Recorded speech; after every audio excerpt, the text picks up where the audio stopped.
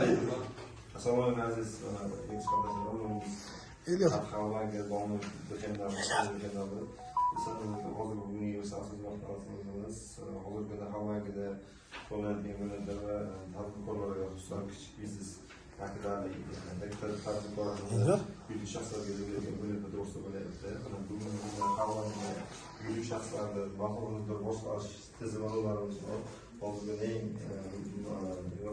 manzur bo'ladigan hazlar biznes ilovasi orqali hazır biznes internet banking ham bor, hazır biznes ilovasi ham bor. Ikkala hisobdan ishlatsa ham bo'ladi. Undan keyin o'zimizda internet banking, mobil banking endi yaqin boshlar bilan SMS banking xizmatimiz bor edi. 2025-2026 boshlab bu bekor hammasi 100%. Hazır biznes ilovasi o'ta soddalashtirilgan, oson, interfaslari juda oson bo'ladi. Kreditlarimiz bor. Hazır biznes orqali yillik 24% fond sug'urta kartalari asosida avvalgi aylangan qismlarga 3 yilgacha ajratish mumkin bo'lib qolsin.